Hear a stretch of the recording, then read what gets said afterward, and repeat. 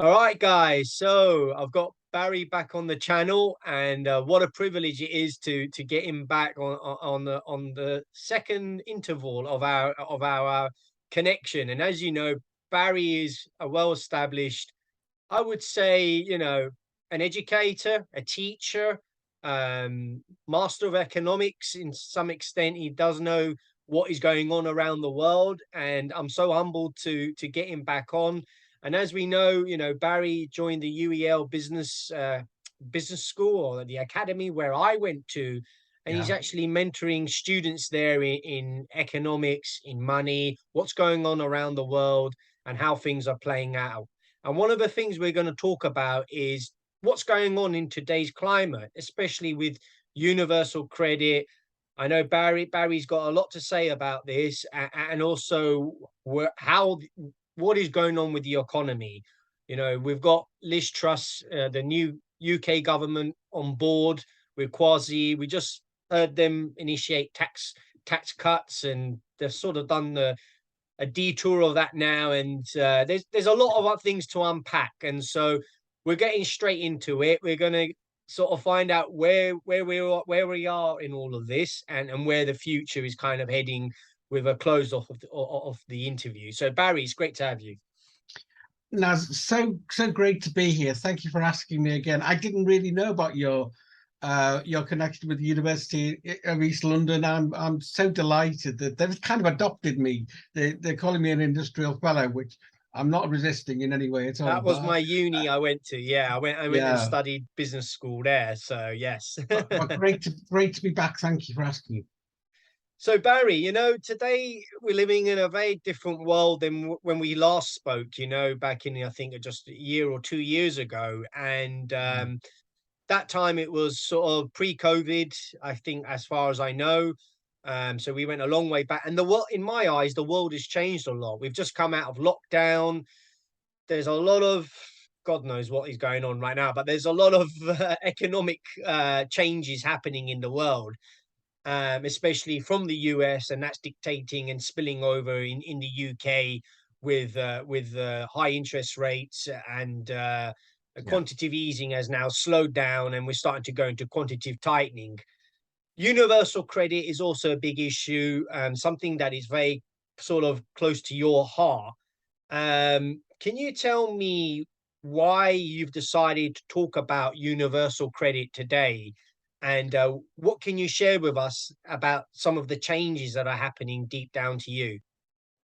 Absolutely. So the first thing I think to say is you're absolutely right. We are in a completely different place than we've been.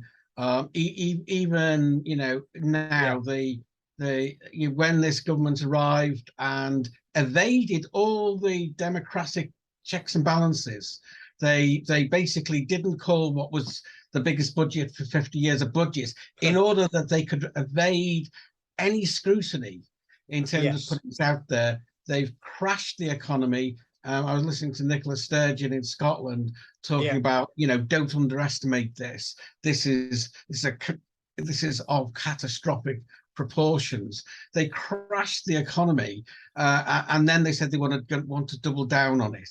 right, We are, as a country, the UK right now, yeah, the union, if you like, on a terrible, terrible course towards a downward spiral. It's clearly recognised. The IMF have told us, have warned us yeah, about this, and this was all of the making of these this Liz Truss, Kwasi Kwarteng, and my first of all, I will tell you about the Universal Credit Union that yes, where I'll come to that in a moment or two.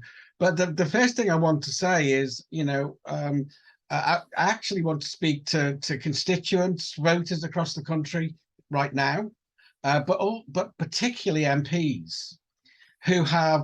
I just want to remind them that their first duty is to the country, their second duty yeah, is to true, their constituents, and their third yeah, duty is to their party. And the reason I'm saying that is we're drinking at the moment in the Last Chance Saloon.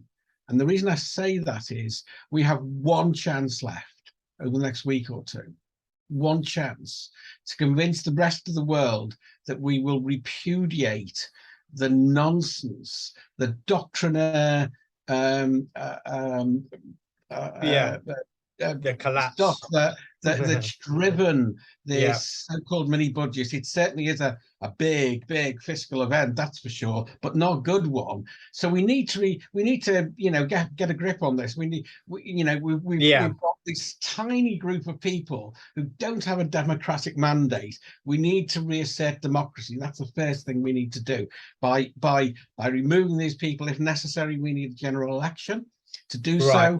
If the Conservative Party can sort themselves out in the meantime, so be it. But Yeah. the really important thing is we need to reassert some kind of balance. So going to all of that and also hearing your take in it, and we're going to go straight to the questions and answers and give some people sort of a clarity of what is today's environment like. Universal credit, I see the Americans doing one thing and then I see the Brits doing one thing, and it's kind of spilling over. I call spillover economics. When something happens in America, it also happens in the UK, and it affects the rest of the world. And as you see, the Fed are tightening, and they're tightening quite hard. Investment Yeah. stocks and everything is being slammed, where even banks are now starting to fall. Like we only just heard Credit Suisse and Deutsche Bank are starting to see the first breakages of an environment of tightening and high inflation. Where does that all fit in with your stance on universal credit? Well, again, let's come on to the universal credit thing in a moment too. Yes. There's a unifying factor there. And if I tell you that there's this idea that's been common in economics till now, that I can't remember the exact number, I think it's 8%, but that energy is 8% of the economy because we spend 8% of GNP on energy. And therefore, if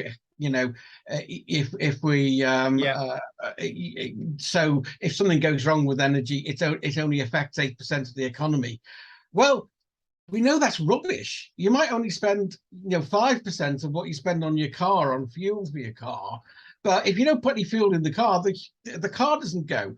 And we've had this energy shock, Right. which has created a cost of living shock Crisis. Yeah. across the world, and Yeah. it's created it for two reasons. One is the economic warfare that Putin is waging. It's not just the war in Ukraine, but we threatened A him. geopolitical war, would you Yeah, call it? Right. it Okay. is, and we went towards the beginning of the year and said, right, we locked them out of the SWIFT system.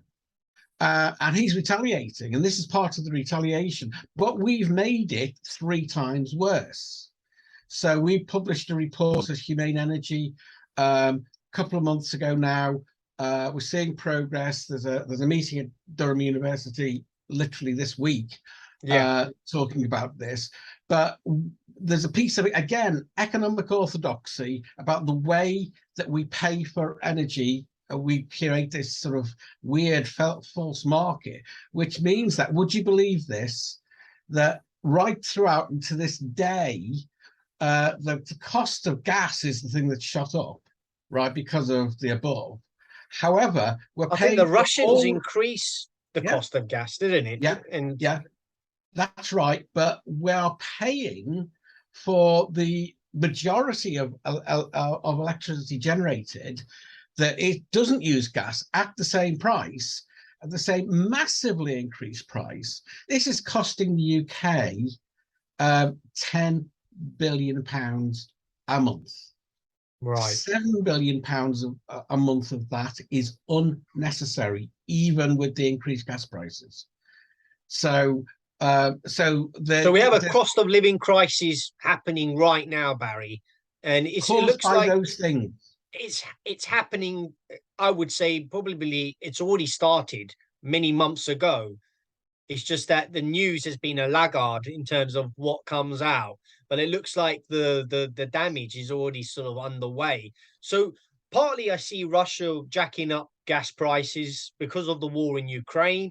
And so, they've jacked up the prices. This is sort of partly played into inflation as well, where the cost of Yeah, living is now increased. We've never seen it this high since 1980s, apparently. So yeah. this is affecting the consumers, and it seems to me the government in America doesn't know when to pivot or when to stop. They keep raising interest rates, and they're very hawkish, and they said we're gonna do this until we get the job done. How do you see that now playing, with your thoughts in the UK and so forth? Yeah. Yeah, there's a big problem in that we teeter on the edge at the moment. The traditional thing is to raise interest rates to depress demand, so that inflation doesn't roar away. Well, Doesn't, yeah. actually, that's not working, and we're still doing it, and we're in danger of creating a property slump and negative equity. But Yeah. the current economic thinking Can that continue though, isn't Barry? sophisticated enough to deal Yeah. with this properly. Yeah. It's so simple, overly simplistic. So we're in danger of the Bank of England, tipping us into we're in something called stagflation. And we need much better thinking and much better models. In the USA, that they very much they've raised interest rates even more, and they've got a much bigger economy. I hope that's not having such a deleterious effect, but here it's massive. Mm. Yeah, and I see that happening also. So let's talk about this is having a spill-on effect to many other things, but universal credit. What's going on now then, Barry? What's happening with So that? so the truth is that Theresa May a few years back were talking about so many people just about managing. Right. Since then, we've had COVID, which has drained all our resources. It got worse. And now we've got the cost of living crisis on top of that. So we've got before this cost of living crisis, we had 4 million children in the UK living in poverty. 4 million children. This is That's like we dreadful. were a third world country living in Yeah, poverty. Now dreadful. it's vastly increased. There's many more people struggling. We've had this action on to help people with bills, but actually, I don't think many of those people are going to be able to afford an extra £1,500 a year. That's Yeah. roughly what we're talking about on average on their bills already. And then the Chancellor stood up on his first outing, this so-called fiscal event or mini budget. And part of his talk, which was reported but wasn't Yeah. well reported, was he said, and we are going to ramp up the sanctions on the people who claim universal credit and other benefits to force them to What do does that more mean then, hours. sanctions? So that my audience knows what are they doing with that? So if you're reliant on benefits Right. because you can't find a job or because you're ill or whatever else, you're assigned these days someone called a work coach. And the work coach gives you tasks to do in order to find a job. And you're expected to do these whether they're pointless or not to find a job. And and the sanctions are the money that you're being given in order to survive and eat can get taken away. Right. It can get Right. taken away. So Right. you're in this powerless relationship with a work coach. And this has already been, Blimey. it's been So if you abusive. can't find work and you're not trying, they'll take away your privileges. They'll take away. If they say you're not trying, and they are judge, jury, and Okay. executioner, and they Right. can just cut your food money, They cut basically. it off. Right. You can cut it off, And and they that's do. and they increase homelessness, doesn't it? That it It, increases poverty. it increases poverty, the stress. uh, huge impact on people's mental health. And they're saying that, Kwasi Kwarteng, as part of his speech, says, and we're going to increase and we're going to draw more people who are already in work and having to claim benefits to get by. Yeah. We're going to put pressure on them as well. Wow. And this is where my response to this is, look, enough is enough. For years, we have had a bad attitude to people who haven't got any money, but Right. often through no It's fault always of their own. helping the top half. It's never helping the bottom half, is it? And Yeah, we're living in this sort of environment where governments think, the top half can get away with raking it while the rest of us struggle. yeah, and increasingly it's the top It's 10% terrible. or 1%. Uh, Yes. but we've part of that is we've maintained in the media, and remember that most of the UK media is owned by oligarchs, billionaires or massive corporations. We've maintained this terrible inhuman attitude to what's now getting on for half the population, as if they're all scroungers. Well, there might be some, but you can't. Where did innocent until proven guilty go? Where Yeah. did fairness go? So look, I've been planning and thinking about some kind of universal union that we could all join for some time, and this pushed me And over the make a edge. lobby to government and push it. Yeah, ordinary people. Yes. All the big companies and the corporates and the oligarchs, they can pay millions, and they do pay millions for representation, for lobbyists. We Right. don't have that, but we need to find a voice. So my Yes. response to this is say is, okay, let's have a universal credit union open to, first of all, anyone who's claiming or has ever claimed not just universal credit, but any benefit, and those who care about them, those who support them. Let's have a solidarity movement where Yeah. we can all come together and say, no, we're not going to isolate people. We're not going to punish them for not being able to get a job. We're Yeah. going to support them, and we're going to break the isolation, and we're not going to let it happen any longer. And I suppose that's a great initiative, Barry, and I'm full support of that. The flip side of all this is that they say that the 1% with the tax cuts are happening brings growth, brings employment, helps the economy prosper. And the rich often help with the construction of employment and innovation and stability and helping us grow. What would you say to that? Um, I would say that if this is called drip down economics, Yes. it's it's wrong. It's just Right. plain not true. And if Right. you think about it, you Yeah. you know you only need common sense to see that we've got history that proves this isn't true. I mean, 5, 6, 7, 8 years ago, Hillary Clinton was saying, uh, that doesn't work. It's never worked. It's never worked. Why would we be trying it again? And if you think Right. about it, if you're a higher rate taxpayer paying in this 45p band, Yeah. and you're earning 150 grand plus a year, Right. right? So you can go on a nice holiday whenever you feel like it, pretty much. Yeah. And you're given another 40, 50 grand. What are you going to do? You're going to open a factory? No. What you're going to do is you're going to acquire another asset, maybe a slightly bigger house, or you'll buy another That's asset. what they're doing. Yeah. And that doesn't expand the economy. That becomes more extraction. Right. And more wealth generation for them Yeah, in that sense. yeah, and Okay. that's reality.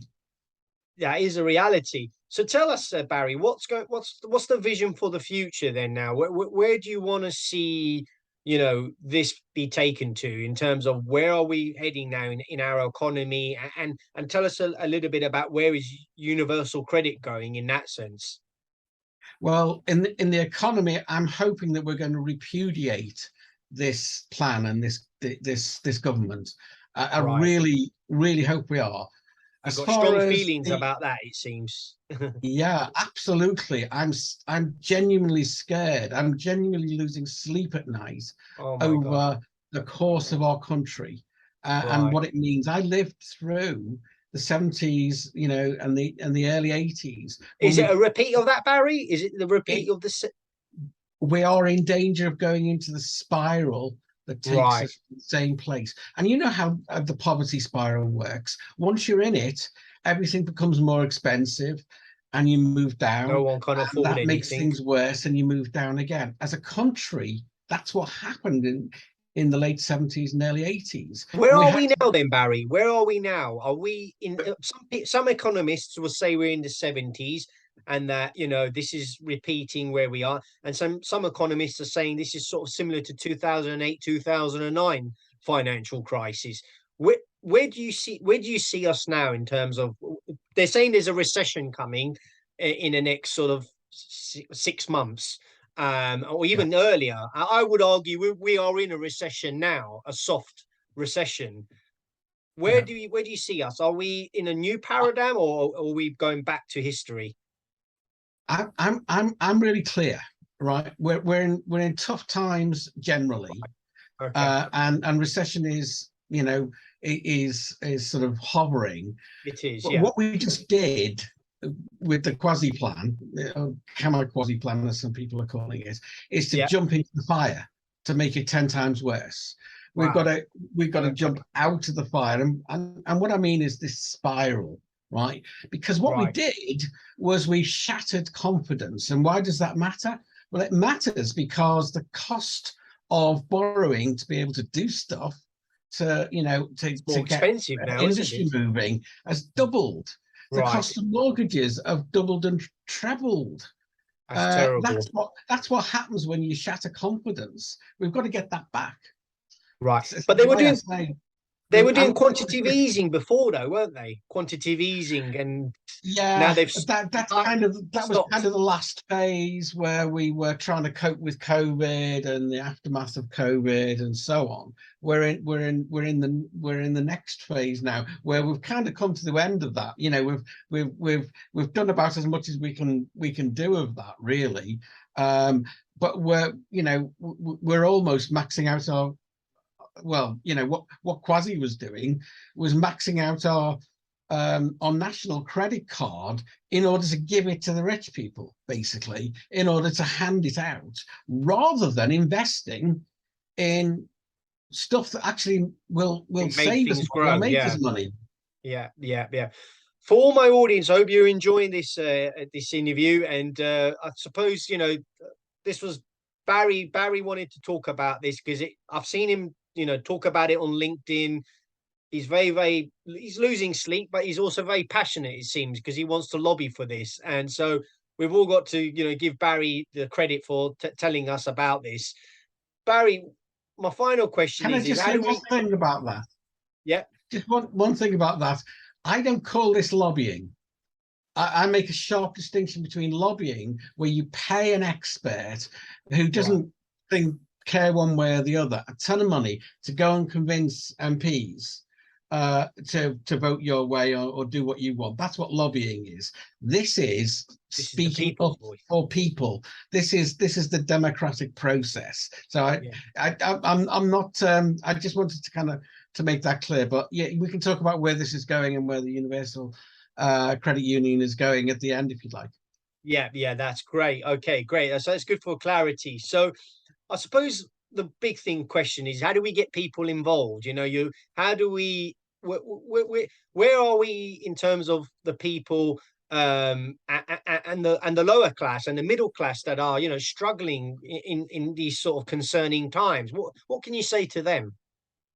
Well, what we're doing with the Universal Credit Union, as I say, is what we want to bring people together, because we know that people are isolated, and that's a big deal.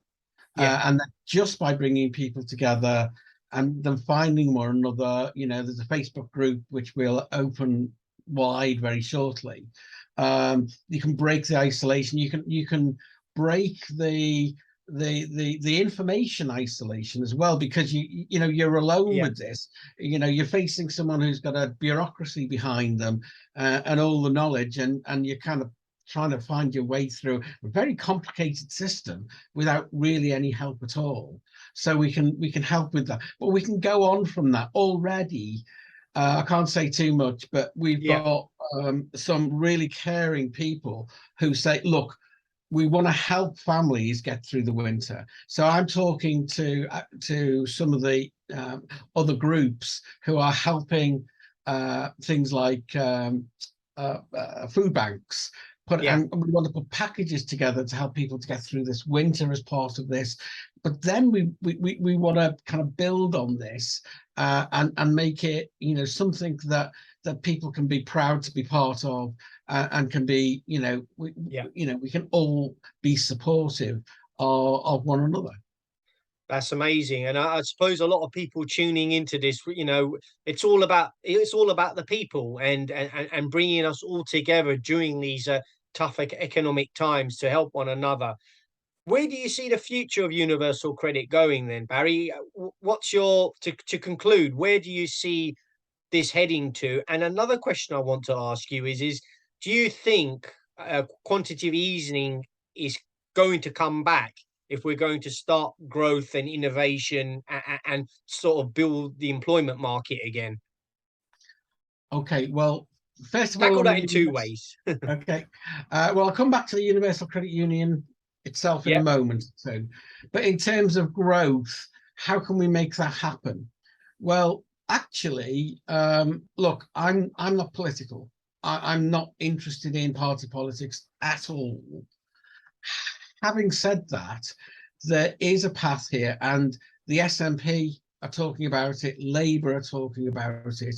There is a way out of the bind that we're in, and that is, instead of more fracking, more oil, and yeah, so on, which are going to, blow all our targets out of the water, and massively increase global warming.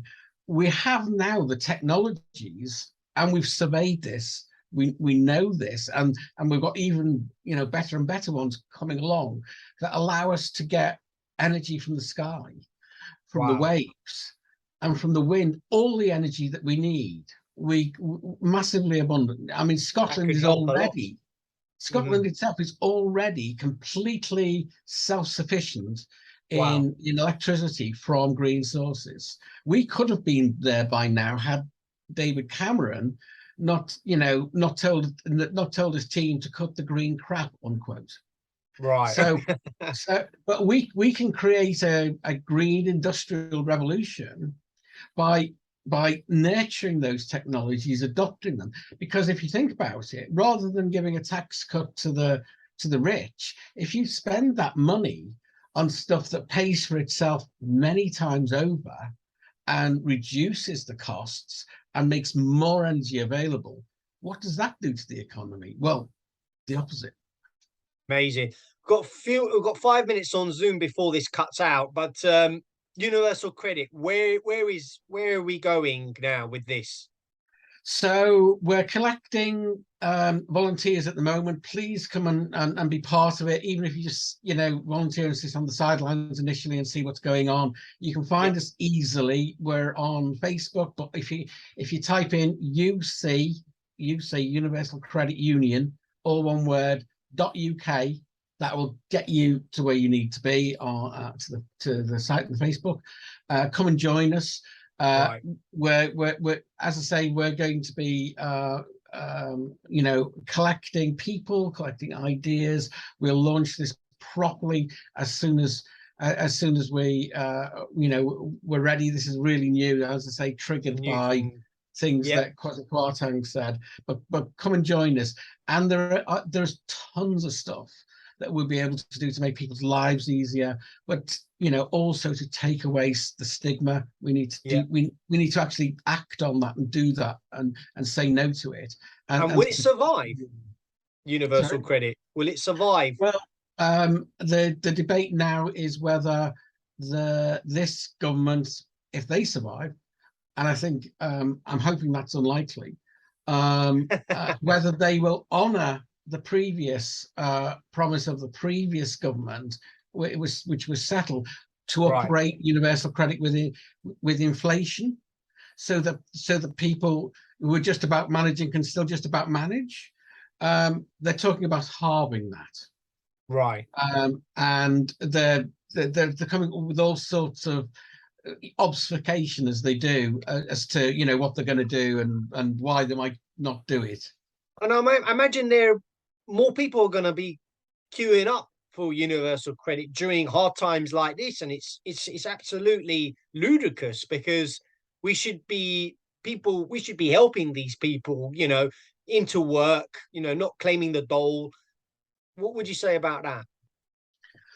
We need to do in England and the rest of the UK what they're doing in Scotland, which Right. is to say, look, we need to help people, actually help them to find green jobs.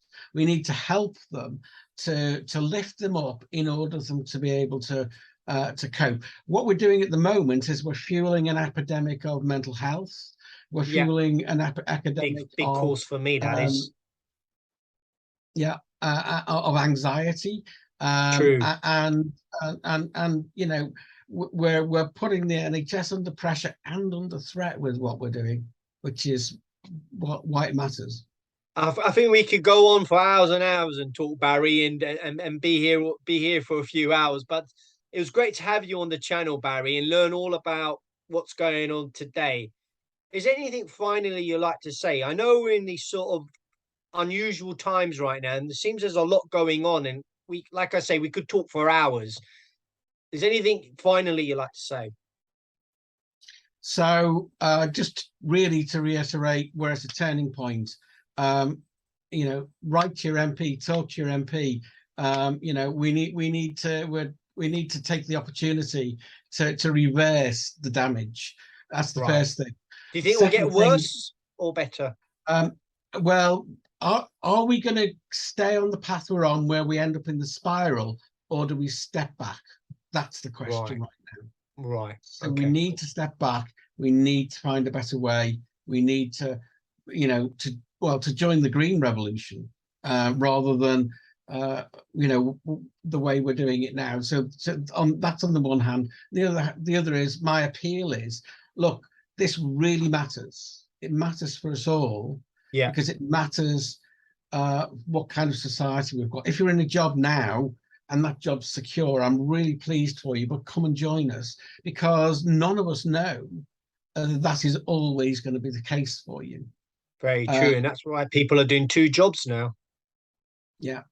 So this is not just for the people who uh, who need the help and those benefits now. Hopefully they'll be in jobs one day and won't, and before too long. But it's also for those of us who support them, Right. who see the need, and see the need that look, as human beings, we don't just compete. We Right. cooperate more than we compete. That's what makes us human. Let's be more human. There you go, guys. So it's a wrap, and it's great to have Barry on the channel. We talked about some pressing topics, and we will get this shared out. And please do leave your comments and your views, because we want to create a community of people. I think don't be afraid to share your views, because in this world, money and finance and the economy shouldn't be a fear. It should be something that we should embrace in times like this and try to make a change in a very positive way, despite what is going on.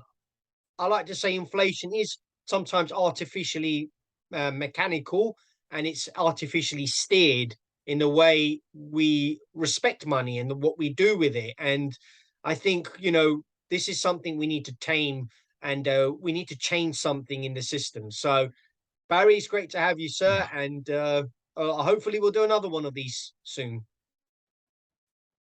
Great Thank to you. be with you. Just the last reminder, ucunion.uk. Thanks again. See you soon. Thank you, Barry. Thank you.